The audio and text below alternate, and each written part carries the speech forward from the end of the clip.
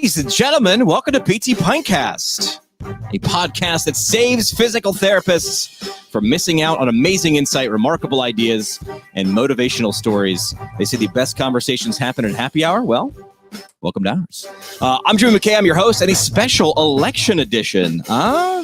We don't usually dress up for the podcast, so live streaming the show on YouTube, Facebook, Twitter, at PT Pintcast on the socials. If you're watching a live stream right now, if you can see this, I want you to comment on what you think of this jacket. If you're a podcast listener, I'm sorry, you're not getting the full Monty of this, but it's a very election-centered outfit today. We usually don't focus on clothes here on the show as a podcast, but don't forget to subscribe to the show. Never miss an episode. Always free. Always will be. iTunes, Spotify, Google Podcasts, the whole nine. Great show for you tonight. We're talking with some members of the APTA's Student Board of Directors. The Student Assembly represents, focus with me on this, the Student Assembly represents the largest portion of the American Physical Therapy Association, right? You have all those components, ortho, neuro, pediatrics, geriatrics. The largest section by number, sheer number, is in fact the student section. So that's pretty cool. So if you're watching live, if you're a student, let us know. Drop what year you are, where you go to school, if you're a physical therapy student, if you're a physical therapist assistant student, and where you are geographically, because this show gets everywhere. 175 different countries, closing very close on 3 million downloads, which is kind of weird, right? Yes. I know. Very strange to know that. So if you're watching this thing live, interact with us. We're going to solve something for you. If you've ever been confused, I know I sure was, about what this whole student assembly was for, why does it matter to me? I don't know. I was never running for anything. No one would want me in some sort of office. You don't want that. But why does it matter to you? It does. It does matter to you. I feel like pop culture life is really paralleling our profession because we're doing something we've never done in terms of voter turnout this year. And I feel like the American public is pretty, well, we're going to go for some voter turnout records. As Ashley says, the suit is very apropos. Thank you very much. Want to know where you're from, so let us know in the comments. First round is brought to you by our friends from Owens Recovery Science, a single source for PTs looking for certification in personalized blood flow restriction rehabilitation training. The BFR, as the cool kids are calling it these days. Find them online at owensrecoveryscience.com. We just saw this past weekend Alex Smith, right? Yes! Took the field again for that Washington football team. Alex Smith, center of that Project 11, that ESPN kind of docu-series produced by a physical therapist, Stefania Bell. Well done. One of his therapists, former guest, Seth Blee. Great work. And former guest and Johnny Owens was in that program showing off the powers of blood flow restriction. I thought that was great to bring that front and center on ESPN. So now that we got that out of the way, as we say hi to Ashley, second year Marymount University in Virginia. I think I've heard of that one. That's my alma mater. Hi, Ashley. Also, Caroline, student physical therapist, St. Louis University. Go Bills in St. Louis, Missouri. Bills, not Buffalo. Billikens. It's like a gargoyle. I know my mascots here, people. Let's bring in our guests tonight. Let's do that. Members of the Student Assembly Board of Directors. Let's do Jake and Gustavo to the show to thunderous applause. Love that. Gentlemen, how we doing tonight? Feeling good, Jimmy. Let's go. Let's go. You guys are excellent. You guys are ready to go out of the box. All right, let me back up so I can see you better. There we go. All right. Gentlemen, first and foremost, welcome to the show. First questions are always the hardest. What are we drinking tonight? That's what I want to know. That's the instant. Well, in front of me, I've got a spicy margarita, a nice little rim that I made, a little paprika, chili powder, but I'm going to hold off on sipping it until we're done because I've been known to have some pretty weird reactions to spicy things, and this is pretty spicy, so I'm just going to avoid that. I'm going to hold off. Bold move, Cotton. Let's see how it plays out for him after we get this out of the way. Gustavo, what's going on, man? What we got? So I got this pristine golden cup here, and inside this bad boy is my signature drink. Anybody who ever wants to get me a drink, just know this. Cranberry vodka, right? A little bit of lime. Simple, but powerful. I like that. I bought a case of this a while ago, and I'm plowing through it nice and slow. It's from Sloop Brewing here in upstate New York in the Hudson Valley, and it's called the Juice Bomb IPA. Very good beer. It kind of satisfies both things that I like. I do like an IPA, but when they get real piney, like that's just not for me. I'm not saying it's bad. I'm just saying it's not for me. The Juice Bomb delivers on the fruitiness, and I do like me a fruity beer. All right, that's the hardest question you guys are going to field today, but you've got to really solve some confusion or demystify some things. So first and foremost, you guys are on the Student Assembly Board of Directors. You represent, as I mentioned in the intro, the largest section of the American Physical Therapy Association. Yeah. Well done. Gustavo, what's your role? What do you get to do on the Board of Directors? So I get the phenomenal task of working with Jake and Caitlin as a nominating committee chair-elect. Okay. Actually a 2-year position. And what we do is really trying to build the whole election process from how it's played out, but also what's being done behind the scenes. Right. So encouraging individuals, inspiring them, talking with them, motivating them, helping them, figuring out what they want to do, how they can get plugged in, how they can get involved. Okay. So people might not know, you guys slate who is going to be running. So people don't just sign up for the particular position. They can kind of suggest where they'd like to go, but ultimately the nominating committee takes all those people who'd like to run, and you kind of figure out, okay, here's where we're going to push them, and then they run for those positions. Did I get that right or wrong? Yeah, that's right, Jimmy. So because of our experience on the board, we have this intimate knowledge of this position needs this skill set, or this position requires this type of person to best fill that role and to best kind of create this team. And so we work with students throughout the year. We develop relationships with them, get to know them, get to know, like Gustavo said, where their best fit might be. So if they have this skill set, this personality, we think you would make an excellent, say, director of membership or SPT delegate. We encourage them to run. They go through an interview process, and then they kind of get slated, and that's the process we're at right now. We've got 27 awesome candidates on the slate, and we're hoping to motivate some students to get out there and vote for them. Okay. And this is so I was kind of enlightened to this process of slating, sort of like trying out for the football team. Listen, we know you want to play football because you've put yourself forward and you're going to go through tryouts. But what position you're going to ultimately play is based on the needs and what we know what our team kind of is set up right now. We're trying to find out about you and where you're going to fit best on the team. So that's really how the nominating committee sort of slates people, and that's the specific process. Right now, it's slated. As you mentioned, 27 students from around the country, physical therapy students, physical therapist assistant students, they are slated for how many positions? Like, lay it out for me. How many people on the field? 10. 10 positions on the board, but we only slate for 9 positions because, like Gustavo said, his position is 2 years, so he will carry over. Nice. Smart, Gustavo. 1 election, 2 years. Brilliant if you're going to go for that position. All right. So now, like the $64,000 question. Why should I care about the student board of directors? Why should I care about the student assembly? I'm a PT student, nowhere near. Right? Everybody knows the APTA is in Alexandria, Virginia, and right next to our nation's capital. I'm a student in Washington State, in Hawaii. I'm in California. Why should I care? I feel disjointed. I feel disconnected. Why should I care about this? How does it affect me? Go ahead, Gustavo. Yeah. So one thing I have to say from like personal experience is that APTA cares about me as a student, and they care about you as a student. And I really never got to see that because we talked about it in class, in one of my first classes that I had in PT school, APTA, this and that. But when I went to my first conference, which was National Student Conclave, I saw the interest they have in us. And with that being said, they want us and our thoughts and our opinions and the things we can bring to the table and share. So with that perspective, with that opportunity, that's why we should, that propelled me to want to be involved, to see that I could help do something, whatever way that would be. I didn't know at the time even what the Student Assembly Board of Directors exactly was, but I did know that APTA did want students to be at the table. So with that invitation, I mean, you got to come to this buffet. You know what I'm saying? Yeah. Ooh, I like the food analogy very much. Jake, you want to add anything to that? You know, I mean, I've heard that before. I didn't know a lot about the student board of directors, but when I was at National Student Conclave as a student, what I did know was they had a lot of energy.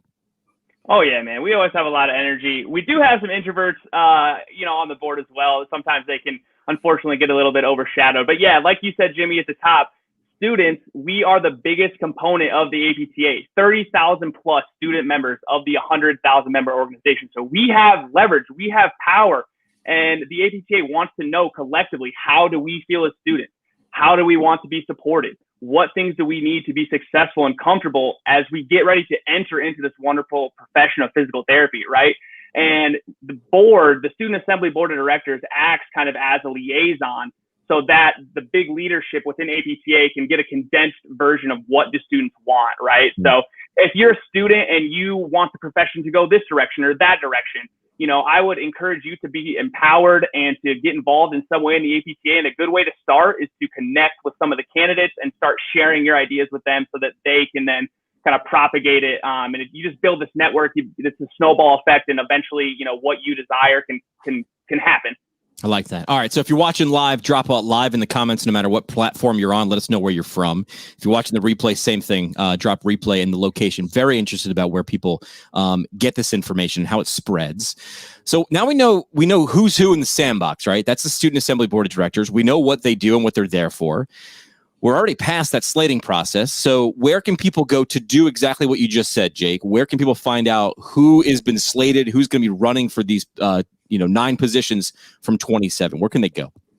So we have a wonderful kind of layout and condensed area for you to get to know the candidates. If you go to apta.org and search in APTA's search bar for student elections, it will take you to a page that has information about the election process. It will also take you to a place where you can view headshots of all the candidates, see the positions that they're running for, look at a position description document so you know, okay, I'm voting for the vice president, but what exactly do they do? You'll be able to look at a statement that the candidate has made, kind of their condensed version about like why they're a good fit for this role. Also, the candidates have done some self-recorded videos. They've done some interviews with us that have all been posted, and you can check those videos out just to get a little bit of a better sense of, okay, I've seen who this candidate is on paper, but really, who are they as an individual? Right. Who are they as a person? What motivates them? Why are they so desired to serve? Yeah, that's good. Things back in the day, 6-7 months ago, but it feels like 3 years ago. Last year in Albuquerque, right? That's where the National Student Conclave was held last year, which feels like 3 years ago. But that was where that's where you could vote. It's the only place you could cast your vote for the Student Assembly Board of Directors. I'm going to repeat that. In the past, the only place you could vote was at the National Student Conclave. You had to be on site to cast your vote. We live in a COVID world now. Things are changing. How are they changing? So I'd have to say, this last year in February at CSM, we already had the idea of moving the elections to be national. And in another sense, you didn't have to be at conference to vote. It was open to all students who were members of APTA. So even before, the whole COVID thing, quarantine thing went down, we are already moving in that direction. And it was super fortunate timing to get all that passed. So now all students who are members of APTA, PTs and PTAs have the opportunity to vote for the representatives, and they don't have to worry about necessarily going to a conference or having to those funds and so forth. So much more inclusive. Taking geography out of the equation, which is a bit like I don't know how to frame this, because we were looking at a couple thousand students coming to National Student Conclave. Timing, school obligations, geography, all those things. The students who were there, pumped, man. Yeah! Excited, right? That was who could cast their vote. We've removed geography. We've taken it out. They did the House of Delegates. The APTA is governing by the House of Delegates remote. They did that. And now we get the opportunity to let every single member of the largest section of the American Physical Therapy Association to cast their vote for the leaders. This feels a lot like a democracy, Jake. Yes, if you are a believer in democracy, right? If you believe, like Ashley just commented, that everybody should have a voice, if you want to be heard, if you want to make your opinions known, you can do that now. We took those barriers of geography out. We took those barriers of travel and cost out, and we made the elections open to all members of the Student Assembly. If you are an APTA student member, you have the opportunity to vote for the people who represent you. Bam! democracy in a nutshell. It's available to all of us. Let's take advantage of it. Yeah! Boom shakalaka! That's good for an NBA Jam. Boom shakalaka. Jake, you seemed a little bit excited. I wish you had some more energy about the voting process. I really wish you could. I'll try to pep it up a little bit more for you. Again next time. What does the student board get to do? I want to talk about like vision, direction. You guys get to, I mean, Gustavo, you mentioned a minute ago that you were already looking to move the voting platform online. That sounds like it came from the student board of directors listening to the other students and saying, hey, we all can't get to National Student Conclave. We'd love a chance to vote. And that was already in the works.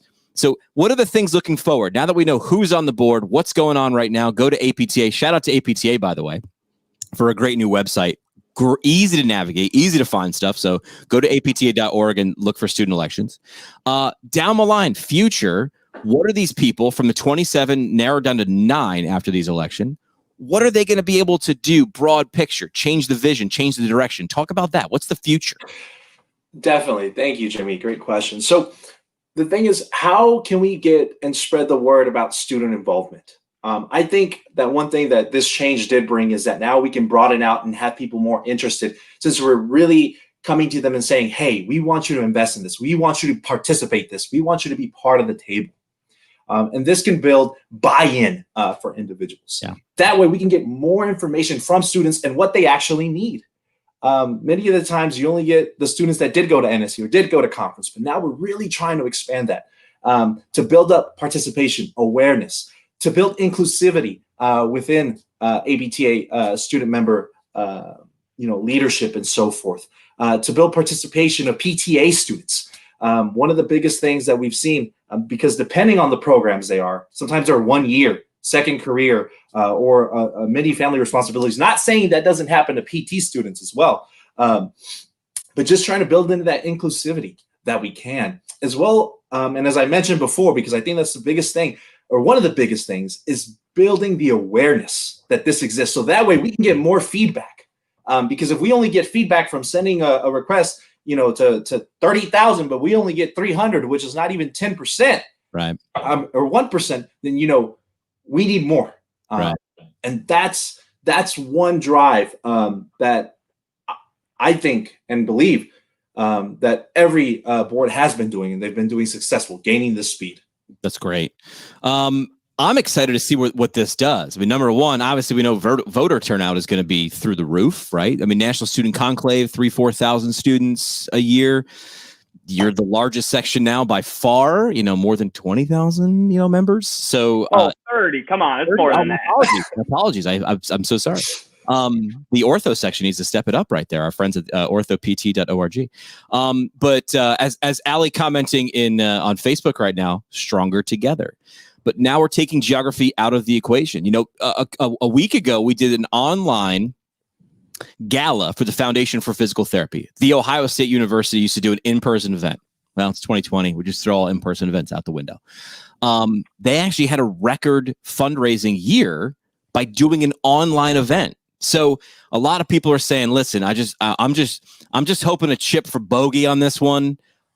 I think we can aim for below, above. I think we can go for below par here with an online event and online voter turnout to, in fact, be stronger together. Or as Sharon Dunn, the APTA president, says, #better together. So I'm excited to see where this is going to go and how this will do exactly what Gustavo just said, which is spread awareness. Why should I care if I don't have a vote, if I'm never going to National Student Conclave? You don't have that anymore. You have that voice. You have that vote. Please use it. Again, apta.org and search for student elections. No excuses. No excuses, yeah. Anything we didn't cover? Anything you guys would want to throw out there that students listening, PT and PTA students should know about this, that we didn't get to get deep in? Yeah, I think that as a board, our strategic plan is to engage, inspire, and empower students. And I cannot think of a better way to accomplish that goal than by exposing more students to this election process, and specifically to the 27 candidates who are on the slate, right? These are students who have done amazing things within their programs, within their communities, and within the profession, right? They have started DE&I programs at their school. They have ran pro bono clinics.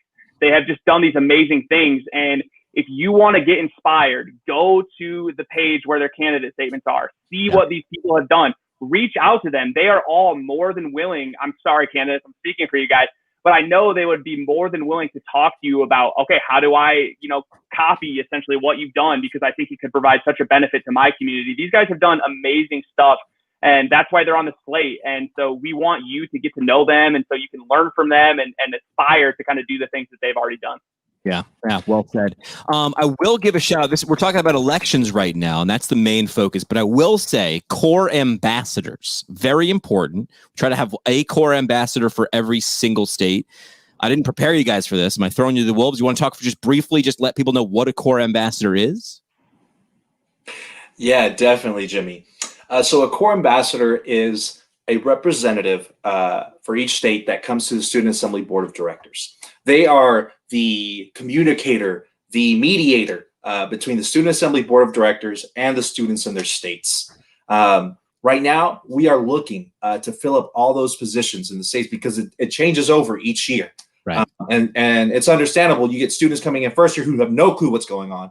Sometimes I was that way. Second year, third, and then by third year, once you start getting a handle like, hey, this exists, well, now you're kind of out the door. And then let alone if you're a PTA student, sometimes you only have a year to 2 years within a program. So that's the role of a Corps ambassador, to be that mediator, that liaison, and also give feedback of what's going on in the state and their role in connecting with institutions in the state, helping, again, spread awareness and spread a network to help gauge what's going on within the community. Who wouldn't want to represent their state, right? I mean, but there are still some states open for positions for Corps ambassadors. I love to see when APTA, the student Twitter feed starts to share that, hey, we've got this many states that still need an ambassador, and then that slowly, they're going to go quick. So if I don't know, it feels like a senator to me, really. You're representing your state.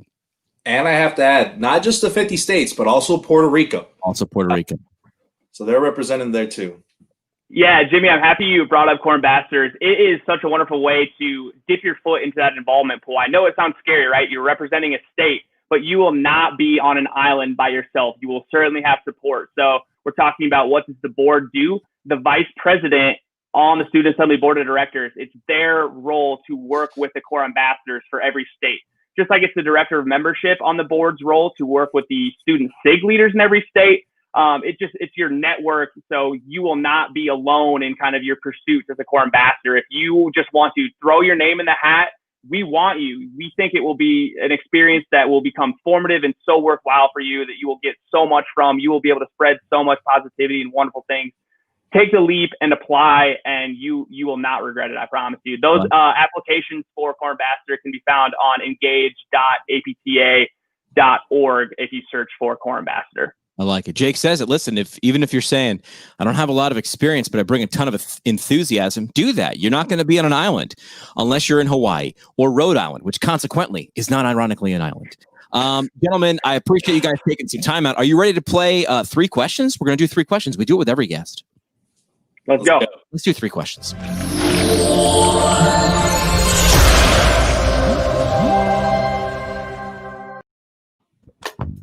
Carolyn loves the Rockstar Corps ambassadors, as she dropped it in the comments right there. All right, 3 questions brought to you by our friends at Arias Medical Staffing, leaders in #TravelPT. This seems very apropos here, talking about travel physical therapy. If you got a PT license, feel free to let it move you around the country. Whatever's great for you. If you want to be in Chicago or Arizona or upstate New York or wherever. Albuquerque, I don't know. Do your thing, man. Wherever there are people, they need PTs. So short-term assignments might be 3 months. Why not? I say test drive an area. If you're like, hey, man, I want to go to Austin and I'm going to move there, and you're going to go all in. What if you did a travel assignment there for 3 months and then you get there and you can really be like, oh, yeah, no, Austin's dope. Or, hey, maybe to say my thing. Test drive it and get paid to do it. AUREUSmedical.com. That is AUREUSmedical.com. We'll go with Jake first, then Gustavo. First question is a where question. Where's somewhere in the U.S. you wouldn't mind going for 3 months? Somewhere once we can travel again safely, where would you want to go? Well, even with social distancing restrictions in place, one place that I have always wanted to go, maybe it's the inner survivor man in me. I've always wanted to go to Alaska, into the wilderness, and just see how long I can make it. Hopefully I can make it to 3 months, but maybe a bear might attack me or something. I'm not sure. That's where I want to go. Mini story between first and second year of PT school. My PT school roommate was like, let's go hiking. And we did hiking in north of Washington. Then we went to Alaska. I was 100 yards away from a grizzly bear, not on purpose. That'll pucker your pelvic floor. Let me just tell you that. There's puckering involved. Gustavo, where in the U.S. would you want to go? Man, I would definitely love to go, to L.A., California. I've never been to the West Coast. But I've heard so many great things. I got a friend of mine who's from there, and he's like, man, Gustavo, I'm going to take you there. The vibe, the Latin music, the Latin cuisine, the people, the community, is something that I really, he's hyped it up so much for me that I really want to experience that and kind of see what that LA vibe has always been about. I feel like if you go, you're never going to leave. You're going to be on a TV. You're going to be on TV. That's the vibe I get from Gustavo. If I can pay for it. Yeah. Oh, sure. Second question is a what question. What's something you've watched or listened to or read, a book, a movie, podcast, some sort of medium that you think the audience would gain value from? What's something you'd suggest? All right, nerd alert here. Yeah. Well, I'm changing from my previous answer that I had talked about pre-show, but the book Sapiens, I can't remember the author's name, but it's all about the history of humans from when they were like multiple hominoid species up to now. It's wild. It's mind-blowing. Yeah, I've heard of that. Oh, my guy has got it. I got a library over here. Yeah, I haven't read it though. I haven't cracked the spine, but I picked it up because I heard so many good things. Sapiens, there's the author name if you're looking on the live stream there. Life-changing, man. Cannot recommend it more. I'm looking forward. Gustavo, what do you got? Man, I will have to go with Simon Sinek's book of Start With Why. I started reading that book during the beginning of COVID and quarantine. And I have to say, reading that book throughout that time definitely helped me mentally, emotionally. And he has it. Just to go back and figure things out introspectively. Where am I at with this new circumstance? And it's definitely been something that I'm still thinking about today and reminding myself just to keep my drive going, to keep my energy up and so forth. It's wonderful. Yeah. And you can see, you can tell the difference between those two books. I haven't cracked Sapiens yet, but you can tell I'm like a post-it note scribble on page kind of guy. I've definitely dug into Simon Sinek's Start With Why several times. So big fan of both of those. So you get double thumbs up. Those were two great book recommendations. I approve. That was not planned, by the way.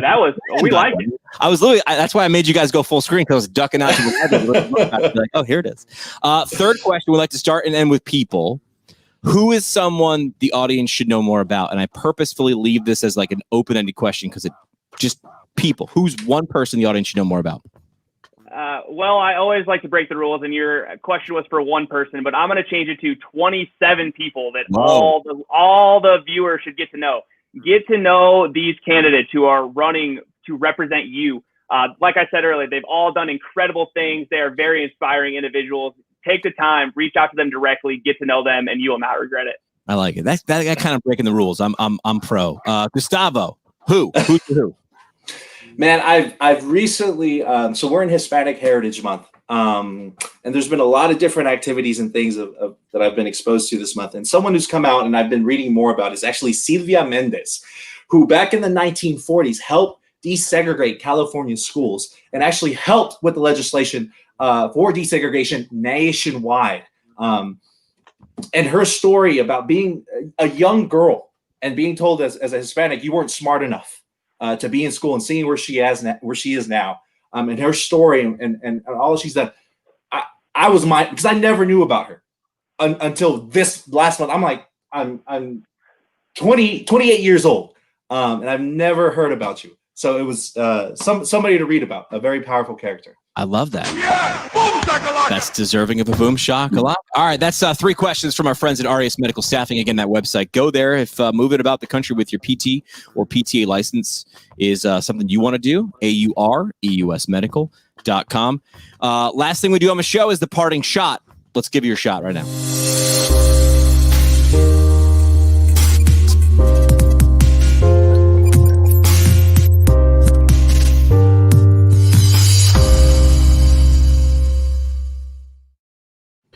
Parting shot is brought to you by our friends from the Academy of Orthopedic Physical Therapy, the second largest component of the American Physical Therapy Association, the Academy of Orthopedic Physical Therapy. Find them online at orthopt.org.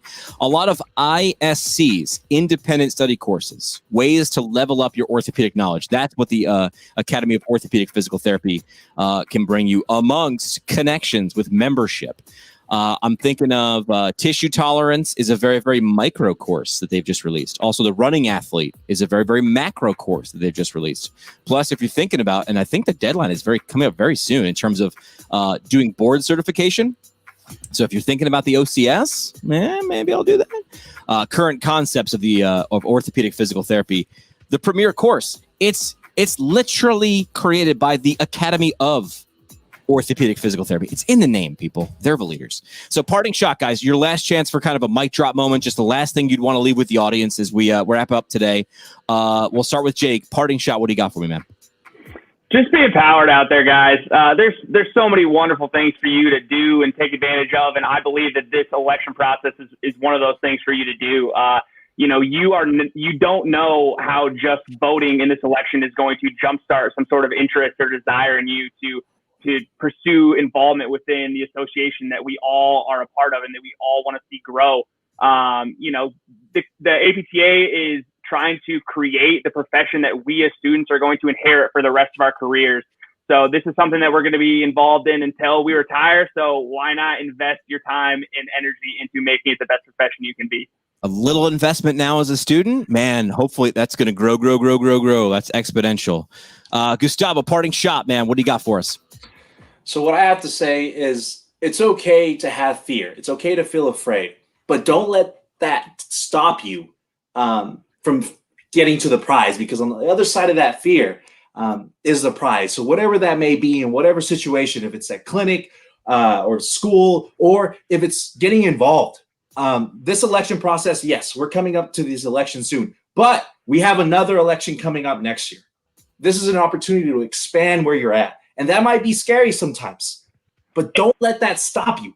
Yeah. Really, really being able to build up, because we're looking for students, no matter if you have years of experience or very little, this is a moment to expand. So don't let fear hold you back from the prize that exists on the other side. Gustavo, Jake, appreciate you guys dropping by and talking about the elections. Is there a date right now as people watch live? When do we want them voting by? They've got to vote before what? What is the date? So elections are open currently, but they will be open until November 7th, which also coincides with the last day of virtual NSC. Which we didn't mention. NSC, going to be virtual. CSM, going to be virtual. We're doing these things. Will they be different? Yes. Will they be awesome? Also, yes. That is the answer. Gentlemen, thank you so much for dropping by. Excited to see who's going to be leading our largest section of the APTA as we go into 2021 and where that's going to take us. So thanks so much for stopping by and explaining this to us. Student members, 30,000. Gentlemen, cheers to you. And Jake, have fun with that. I hope it's not too spicy.